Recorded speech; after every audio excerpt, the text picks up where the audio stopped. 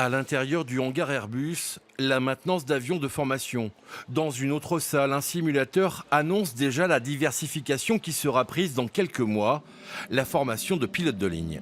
C'est une formation qui est réglementée, puisque tout ça est sous le couvert de la réglementation européenne. Donc elle est agréée, cette formation. Elle dure 18 mois pour notre partie, plus encore 4 mois dans les centres de formation Airbus. Et donc ça amène un élève qui vient du monde du sortie du baccalauréat jusqu'au niveau d'entrée dans une compagnie aérienne.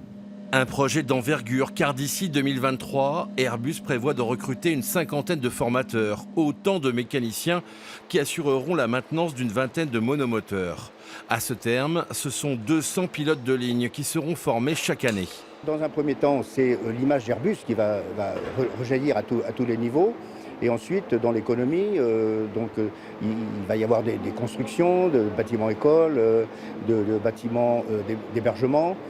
Tout ça, ça va créer de l'économie, de l'emploi et de l'emploi après à plein temps qui vont s'installer ici, puisqu'il y aura des instructeurs, des mécaniciens. En face du site actuel d'Airbus, le projet est de créer un véritable campus, hébergement, restauration et salle de formation.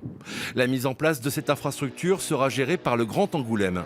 Le rôle de Grand Angoulême là-dedans, c'est d'être l'aménageur urbain un petit peu, de classifier les terrains pour qu'ils puissent accueillir effectivement les hébergements, les salles de cours, tout ce qui va générer et faire cette école de pilotes d'Airbus. Le site d'Angoulême attend des pilotes civils et militaires qui viendront du monde entier. Le processus d'inscription est déjà en ligne.